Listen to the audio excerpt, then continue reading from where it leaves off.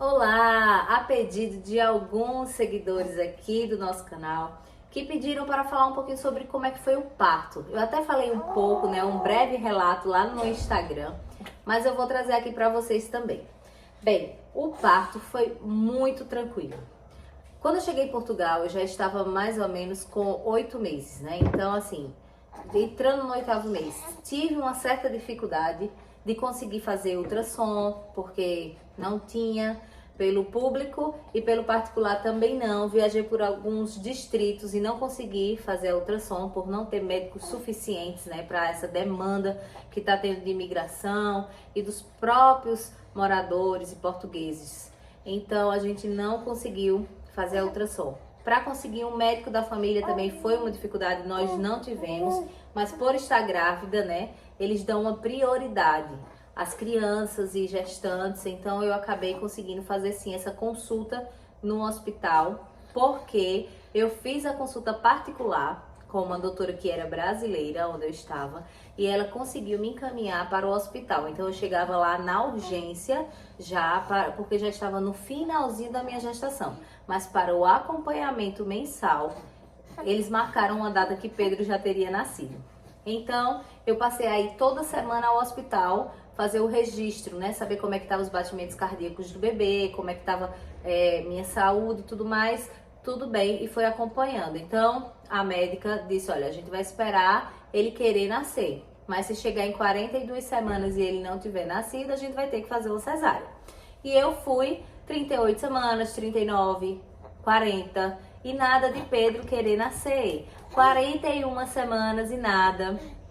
Deu 41 semanas e alguns dias, então eu tive algumas dores, fui ao hospital, mas estava tudo bem, até que um dia antes da data marcada para a cesárea, que seria dia 19, Pedro resolveu vir ao mundo. A bolsa estourou logo cedo, umas 6 e pouca da manhã, então nós resolvemos ir ao hospital. Chegando lá, a gente faz todo o processo de entrada no hospital, vai fazer o registro, e aí realmente viu que estava com 2 centímetros de dilatação, e a gente ia tentar evoluir para o parto normal. Então eu fiquei aguardando.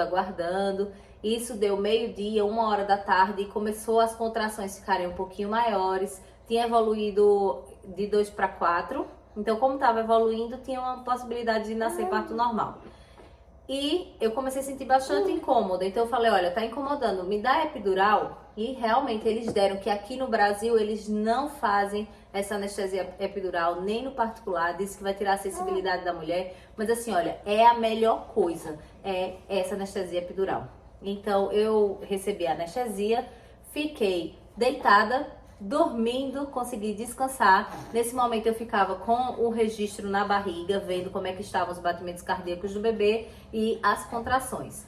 Nisso já eram umas 2 horas da tarde e Pedro veio nascer 8 horas da noite. Então, de 2 até 8 horas eu tive 2 anestesias, né, que foram feitas. Quando deu 8h18, fui para a sala do parto e Pedro nasceu. Entre esse processo, assim, o parto em si demorou 5 minutos, né? Quando você começa realmente a fazer força pro bebê sair e tem o apoio lá das enfermeiras, dos médicos, e Pedro nasceu. Incomoda o parto normal? Pra mim, eu só posso falar da hora realmente de colocar a força, que dói, precisou fazer alguns cortes, incomoda. Mas depois que o bebê sai, você não sente mais nada. E aí tive todo o suporte da equipe médica, pra mim foi bem tranquilo. Mas uma parte ruim é ter que ficar no hospital, na enfermaria, sem acompanhante nenhum, porque não pode ter acompanhante. A hora da visita do meu esposo, que também só podia, né? Mas agora já liberou as crianças também. Só podia meu esposo em um horário de 2 às 4 da tarde, se eu não me engano, eram 2 horas de visita, o que é péssimo, porque a gente fica assim, num momento sensível, querendo a companhia do nosso esposo, né? Ou de alguém para poder estar apoiando com nossos bebês. Mas assim, não senti nada, foi tudo muito tranquilo. Aí eles liberam com 48 horas, só que Pedro teve um quadro de icterícia, precisou ficar internado. E aí eu fiquei acompanhando na área neonatal, que já saí da enfermaria e tinha um apartamento na área neonatal que eu ficava descansando enquanto Pedro estava lá. Quando ele chorava, a cada 3 horas elas me ligavam, eu ia lá, dava de mamar, voltava para o apartamento e assim, fui muito bem atendida, não tenho nada a reclamar do atendimento do Hospital de Portugal, da cidade que eu estava, que era Covilhã, né, no distrito de Castelo Branco.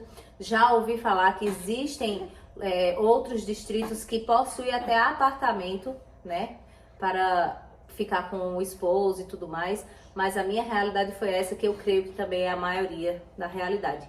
Mas assim, foi bem tranquilo. Algumas dicas que eu poderia dar é você tentar ver na questão do NIS, né, da criança, para você dar entrada na segurança social, para você conseguir o auxílio, que muitos conseguem ter um auxílio, pouco, mas consegue ter esse valor mensal, que vai lhe ajudar. Para quem pretende colocar a criança em creche, também já fazer essa entrada, né, na creche. E o registro de nascimento dele foi feito no hospital, que vai uma pessoa até lá, e foi feito lá mesmo. Por nós não estarmos em Portugal há mais de 9 meses, um ano, ele não pegou a nacionalidade portuguesa, ele é brasileiro, nascido em Portugal. A naturalidade dele é de Portugal e ele é a nacionalidade brasileira. Então, se você já está aí há mais de um ano, você consegue ter essa nacionalidade portuguesa para o seu filho, o que também facilita muitas coisas. Ele ficou como residente de Portugal, porque foi nascido em Portugal. Mas a sua documentação correu tudo como brasileiro, a gente precisou fazer o passaporte, a gente acabou vindo para o Brasil também, fez uma viagem já que nosso registro saiu, e aí a gente precisou fazer o passaporte, a gente foi lá no consulado brasileiro que fica em Lisboa, também fomos bastante, assim, muito bem atendidos. Graças a Deus a gente conseguiu fazer a certidão de nascimento dele e logo após o passaporte, que é tudo feito lá no consulado brasileiro, para você poder viajar. E uma autorização de viagem, né? Porque o passaporte para essa idade só é durante um ano. Esse foi um relato. Eu espero que tenha contribuído de alguma forma. Se tiver alguma dúvida, pode deixar aqui nos comentários que eu terei maior satisfação em responder. E quem sabe a gente possa gravar um outro vídeo em um outro momento. Até mais. Tchau!